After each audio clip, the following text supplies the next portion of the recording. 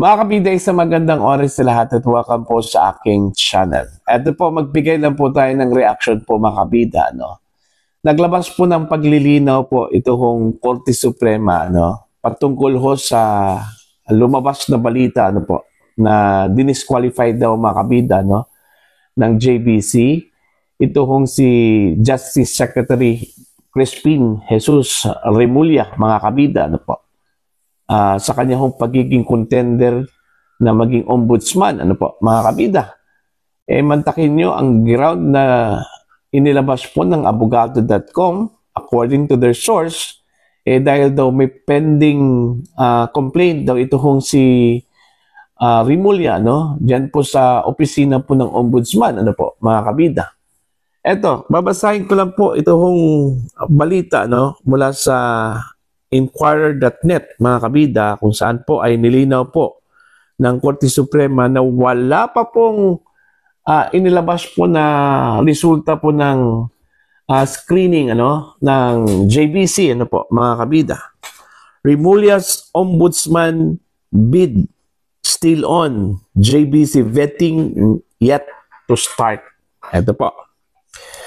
The Judicial and Bar Council o JBC has not yet started its formal vetting process for applicants to the position of ombudsman. Attorney Camille Ting, Supreme Court spokesperson, issued a statement following a report that JBC has already disqualified Justice Secretary Jesus Crispin Remulla. Ting said any reports of disqualification are premature as the JBC has not yet commenced the vetting process, as the official list of applicants under consideration has yet to be published. JBC, a body under the Supreme Court, is constitutionally mandated to vet applicants in the judiciary and top positions at the office of the Ombudsman. As a matter of procedure, it publishes the final list of applicants to certain posts in the judiciary and office of the Ombudsman. Once published, the body will begin evaluating the candidates, including conducting examinations and interviews, which is a crucial step that precedes any deliberation or disqualification. Once the screening is done, the JBC will come up with a short list of candidates that will be submitted to the President, who will then make the final appointment. Sought for comment, Remulla declared his determination to pursue his application for the position of Ombudsman. Ayan. Malinaw po yun mga kabida. Wala pa po palang official commencement po dito ho sa vetting process po mga kabida ng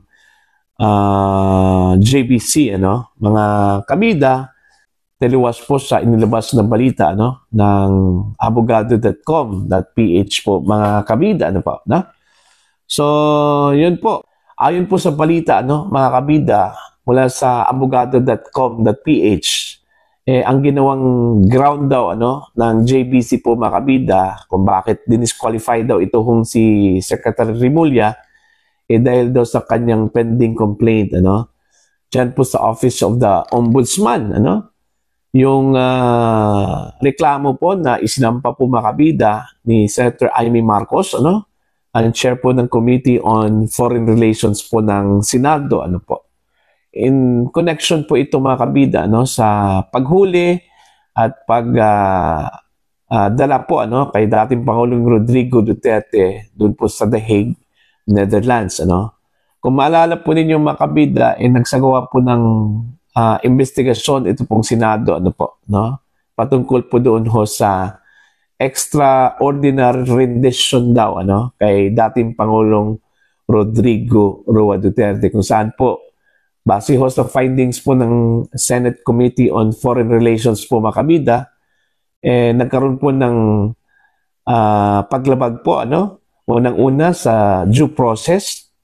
Okay? Pangalawa, yung karapatan daw ng dating Pangulo po Makabida. At pangatlo po, mga paglabag daw sa batas po natin dito sa Pilipinas at maging sa batas po ng Rome.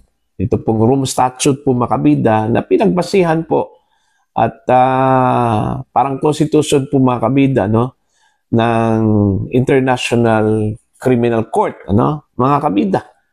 Kaya nga, ang ginawa po ni Senator Amy Marcos, nagrekomenda po siya, na sampahan po ng kaso, kriminal at saka administrative. Ito pong mga opisyal po ng gobyerno na sangkot po Makabida doon ho sa illegal daw na paghuli kay dating Pangulong Duterte at ang pinaka-worst yung pagdala ho sa kanya doon po sa International Criminal Court sa The Hague, Netherlands.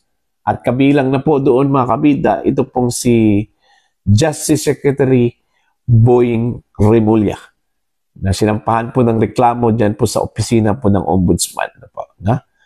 Now, sa aking personal take po dito, mga kabida, matagal ko nang sinabi, na ito hong si Remulla po ay hindi po kwalipikado, na maging ombudsman considering meron po siyang pending complaint dyan po sa Office of the Ombudsman. Mantakin nyo, may reklamo dyan po sa Ombudsman at kung sakali hong piliin po siya ni Pangulong Marcos mga kabida na maging ombudsman, anong mangyayari po doon sa kanyang reklamo? Diba? Alangan naman pong ipagpatuloy po niya at tapos desisyonan po ng ombudsman po makabida na kasuhan po siya. Hindi pwede yan. Saan ka po makakakita mga kabida na kakasuhan mo sarili mo? Kaya nga doon po yung conflict of interest po. At pangalawa po, maliban po sa meron po siyang pending case, politiko po yun Hindi po maganda nang ilalagay po dyan mga kabida sa ombudsman ay politiko. Kasi meron pong posibilidad na magkakaroon po ng bias yan shall we say, meron pong sasampahan po ng kaso po o reklamo po mga kabida dyan po sa ombudsman na isang politiko. Kakilala po niya, kaibigan po niya. So anong mangyayari po sa kaso na yan o sa reklamo na yan? Diba? Mas mainam po na ang itatalaga dyan sa ombudsman, yung nanggaling po makabida sa judiciary o di kaya sa pribadong sektor. Kasi pag nasa gobyerno po, like for example, mga appointees ng Pangulo, under ng Executive Department, diba? So hindi po pwede yon mga kabida.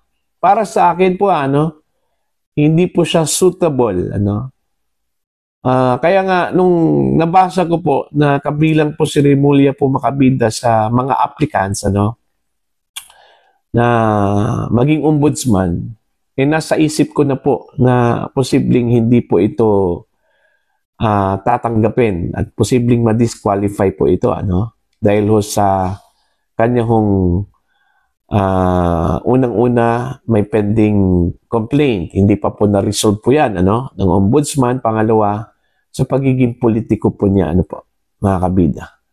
Unfair naman po, kung ang ilalagay dyan, politiko.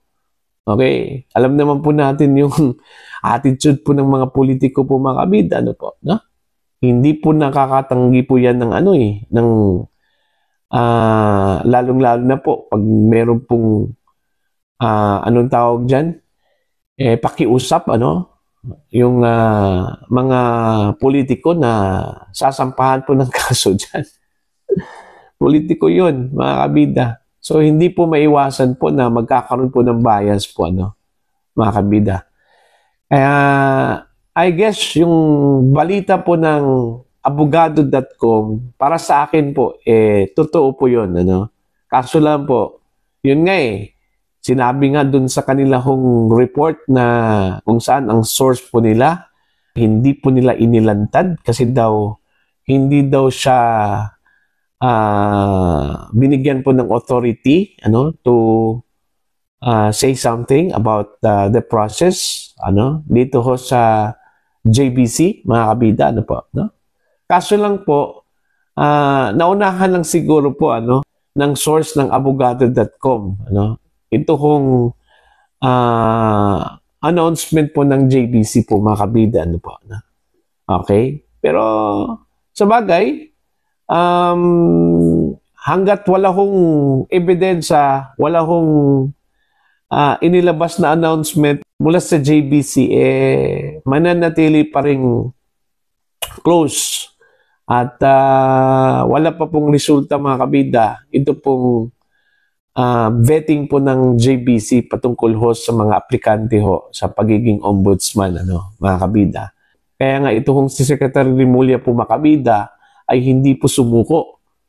Kasi sa kanya, mayroon pa rin siyang karapatan, mga kabida, na maging aplikante po bilang ombudsman hanggat wala pa pong pasa ito pong Judicial and Bar Council po. Okay, alam ko na isa po sa mga rules po ng JBC ay dapat wala kang pending case o complaint na isinampa laban sa inyo, otherwise baka yun yung dahilan kung bakit madidisqualify po, mga kabida, ang isang aplikante po, mga kabida. So yun lang po, para po sa inyo, ano po ang inyong opinion at pananaw po dito, mga kabida. Please comment down. Sa mga hindi pa po subscribers sa aking channel, please subscribe, just click the subscribe button, click the notification bell, click all para updated po kayo, mga kabida, sa aking mga uploads. Maraming salamat po sa inyo lahat.